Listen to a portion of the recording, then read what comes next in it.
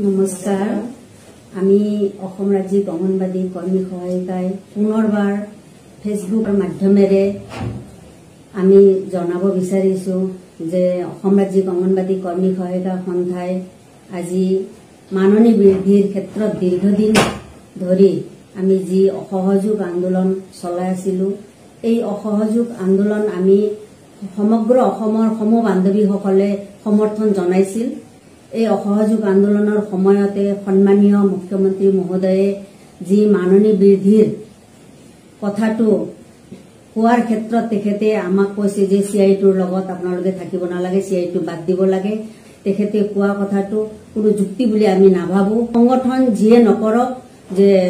Main কথাটো হল সঞ্চালকে দিয়া মাননী বৃদ্ধিৰ প্ৰস্তাৱটো গুৰুত্ব সহকাৰে লৈ প্ৰস্তাৱ ঘোষণা কৰিব লাগে চৰকাৰীভাৱে। যোৱা 21 দিন আমি সচলত আন্দোলন সংগ্ৰাম কৰিলো। এই সময়ছোৱাত সন্মানীয় মুখ্যমন্ত্ৰী মহোদয়ে আমাকতো চাবলৈ নাহিল। আমি সঞ্চালকৰ কথা লৈহে আমি আগবাঢ়ি আছো। এই সময়ছোৱাত যি যোৱা 17 তাৰিখে যি লোকসভা নিৰ্বাচনৰ অধিসূচনা জাৰি হল, তাৰ পিছত আমি স্থগিত ৰাখি আমি অসহযোগ আন্দোলনটো বৰ্তমানলৈকে চলাই আছিলো। কিন্তু এই ক্ষেত্ৰত আমাৰ বিভাগীয়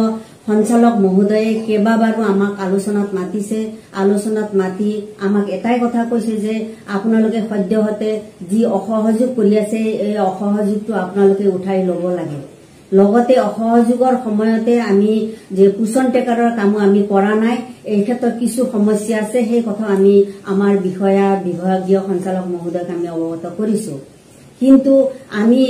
যি সচলৰ পৰা কাৰ্যসূচীটো স্থগিত ৰাখি আমি নিজৰ কেন্দ্ৰত আহি আমাৰ কেন্দ্ৰত শিশুসকলৰ প্ৰতি লক্ষ্য ৰাখি, আমাৰ হিতাধিকাৰীসকলৰ প্ৰতি লক্ষ্য ৰাখি আমি প্ৰি স্কুল এডুকেশ্যনটো আমি চলাই আছো, আজিলৈকে চলাই আছো আৰু আমি খাদ্য বিতৰণ কৰি আছো। কিন্তু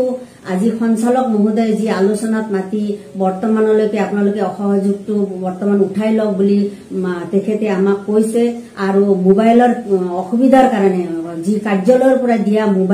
মোবাইলটো উন্নত মানৰ নোহোৱাৰ কাৰণে আমি পোষণৰ কামৰ পৰা আমি বিৰত থাকিব লগা হৈছে। গতিকে তেখেতে আমাক কথা দিছে আগষ্ট মাহৰ ভিতৰত মোবাইলৰ ব্যৱস্থা কৰিব।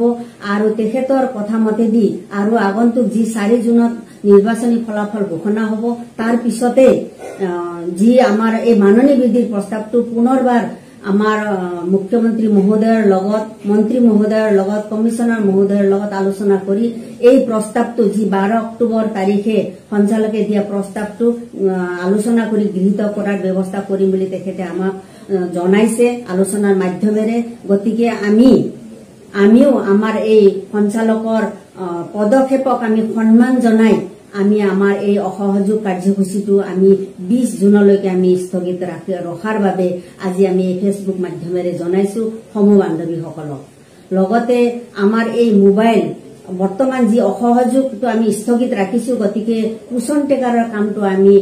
1 জুনৰ পৰা আমি কৰাৰ কাৰণে আমি সিদ্ধান্ত কৰিছো আৰু আজিৰ মাধ্যমেৰে আমি জনাইছো। কিন্তু এটাই অনুৰোধ, আমাৰ যিবিলাকৰ মোবাইল বেয়া, সেই মোবাইলৰ কাৰণে যাতে আমাৰ মুখ্য সেৱিকা বাইদেউ বা প্ৰকল্প বিষয়া, জিলা বিষয়া বা সঞ্চালক মহোদয়ে পোষণৰ কাম নকৰাৰ ক্ষেত্ৰত যাতে কোনো শাস্তিমূলক ব্যৱস্থা নকৰে, তাৰ কাৰণে আমি ৰাজ্যিক সংগঠনে আপোনালোকক অনুৰোধ জনাইছো। সংগঠন অধিকাৰ, কথা কোৱাৰ অধিকাৰ, আমাৰ দাবীৰ অধিকাৰ আমি নিশ্চয় পোৱাৰ আমাৰ অধিকাৰ আছে। সেইকাৰণেহে আমি আগবাঢ়িছো। কিন্তু যি নিৰ্বাচনৰ আগতে যি মূল্য বৃদ্ধি আছিল, নিৰ্বাচনৰ পিছত তাতকৈ দুগুণ মূল্য বৃদ্ধি হৈছে। আজি ঔষধৰ পৰা যি নিত্য ব্যৱহাৰ কৰা বস্তুৰ যি মূল্য বৃদ্ধি হৈছে, আমি কিমানখিনি স্বাস্থ্যৰ কাৰণে কিমানখিনি সুৰক্ষিত তাৰ কাৰণে আমি চিন্তিত হৈছো সমূহ ৰাইজৰ লগতে আমি অংগনবাদী কৰ্মী সহায়ক। এই ঔষধৰ যে মূল্য ইমান বৃদ্ধি হৈছে, আমি ডক্টৰে লিখি দিয়া প্ৰেছক্ৰিপশ্যনটো লৈ আমি যদি ঔষধ কিনিব যাওঁ, 10টা ঔষধৰ দাম ইমান, যদি তাতে আমি 2টা ঔষধ লৈ আমি ঘূৰি আহিব লগা হয়। কাৰণ মূল্য বৃদ্ধিয়ে সমগ্ৰ অসম গ্ৰাস কৰি পেলাইছে। আমি এখোজ আগুৱাই গলে দুখোজ পিছুৱাই আহিব লগা হৈছে। আমি যিখিনি বস্তু খাব লাগে, প্ৰয়োজনীয় বস্তু আমি খাবলৈ সক্ষম হোৱা নাই। গতিকে নিশ্চয় এই ক্ষেত্ৰতো চৰকাৰে চিন্তা কৰিব বুলি আমি আশা কৰিছো আৰু আমাৰ মুখ্য সেৱিকা প্ৰকল্প বিষয়া জিলা বিষয়া সকলোৱে আমাক এই আঁচনি ৰূপায়ণৰ ক্ষেত্ৰত আজি সঞ্চালক মহোদয়ে কৈছে যে তৃণমূল পৰ্যায়ত কাম কৰা অংগনবাদী কৰ্মী সহায়িকাই আঁচনি ৰূপায়ণৰ ক্ষেত্ৰত সৰ্বতো প্ৰকাৰে চেষ্টা কৰি আছে গতিকে আমি চেষ্টা কৰি আছো সকলোৱে বিষয়ববীয়াসকলে আমাক সহযোগিতা আগবঢ়াইছে কিন্তু একাংশ বিষয়াসকলে আমাক বিভিন্ন প্ৰকাৰে তাচ্ছিল্যপুৰত আমাক হাৰাশাস্তি কৰি আছে এই ক্ষেত্ৰত যাতে এনেকুৱা ভয় ভাবুকি যাতে নাহে আমি অনুৰোধ কৰিছো সংগঠনৰ তৰফৰ পৰাও আৰু আমাৰ বান্ধৱীসকলকো যাতে সক্ৰিয় হিচাপে থকাৰ কাৰণে আমি অনুৰোধ জনাইছো নিজৰ কৰ্তব্য ভালদৰে পালন কৰিব আৰু আমাৰ যিখিনি কৰণীয় আমাৰ 1 তাৰিখৰ পৰা আমি কুচন্টেকাৰ কাম কৰিম মোবাইল যাতে সোনকালে দিয়ে ইয়াৰ ব্যৱস্থা কৰে আৰু মুখ্যমন্ত্ৰী মহোদয়ক পুনৰবাবে আমি অনুৰোধ কৰিছো আপুনি যি বক্তব্য আগবঢ়াইছে সিআইটিৰ লগত থাকা নাথাকা আজি বিভাগৰ তৰফৰ পৰা আমি কৈছে যে কোন সিআইটিৰ লগত থাকা কোন সংগঠনৰ লগত থাকা সেই কথা নহয় যে সঞ্চালকে দিয়া দাবী মাননী বৃদ্ধিৰ প্ৰস্তাৱটো আপুনি ঘোষণা কৰিব লাগে আমি সমগ্ৰ অসমৰ 230টা ব্লকৰ পৰা 1,21,000 কৰ্মী সহায়িকাই 262,153টা কেন্দ্ৰৰ মাধ্যমেৰে আমি কৰ্মৰত হৈ আছো এই সঞ্চালকে দিয়া 12 অক্টোবৰত দিয়া প্ৰস্তাৱটো মাননী বৃদ্ধিৰ প্ৰস্তাৱটো আপুনি চৰকাৰীভাৱে ঘোষণা কৰিব বুলি আমি আশা কৰিছো ধন্যবাদ আমি 23 মে গুৱাহাটীত অনুষ্ঠিত হোৱা বিষয়ববীয়াৰ সভাত ৰাজ্যিক কমিটিৰ যিখন বিষয়ববীয়াৰ সভা হ'ল সেই সভাত আমি এটা সিদ্ধান্ত গ্ৰহণ কৰি আজি পুনৰবাৰৰ কাৰণে সঞ্চালক মহোদয়ক সাক্ষাৎ কৰো আৰু সেই সাক্ষাতত আমি তেখেতক আমাৰ আন্দোলনৰ বিতংভাৱে জনাও যে আমি যি এটা বৃহৎ আন্দোলন চলাই আছো মাননী বৃদ্ধিৰ সেই আন্দোলনটো বৰ্তমান আমি কিছুমান পৰিস্থিতিৰ বাবে সাময়িকভাৱে স্থগিত ৰাখিছো কিন্তু আমি আন্দোলন প্ৰত্যাহাৰ কৰা নাই আমি আন্দোলন চলাই যাম এতিয়া আমি পোষণৰ কাম কৰিম বুলি ভাবিছো যেতিয়া এই বেয়া মোবাইলখিনিত হয়তো আমি কাম কৰিব নোৱাৰিম তাৰ কাৰণে মুখ্য সেৱিকা বাইদেউসকলে আমাক সহায় কৰিব লাগিব আৰু এইখিনি সময়ত তেখেতসকলকো এটা আমি শুভেচ্ছা জনালো যে তেখেতসকলে আমাৰ এই অসহযোগ আন্দোলনৰ সময়ত আমাক বহুতো CDPO সুপাৰভাইজাৰ নাইবা অন্য বিষয়াসকলে আমাক সহযোগ কৰিছে আমাৰ আন্দোলনত সমৰ্থন কৰিছে আৰু আমাৰ কামসমূহ তেখেতসকলে কৰি দিছে এই দৰে যাতে আমাক ভৱিষ্যতেও তেখেতসকলৰ পৰা আমি সহায় সহযোগ আৰু সমৰ্থন পাওঁ তাৰ বাবে আমি আহ্বান জনালো লগতে আমাক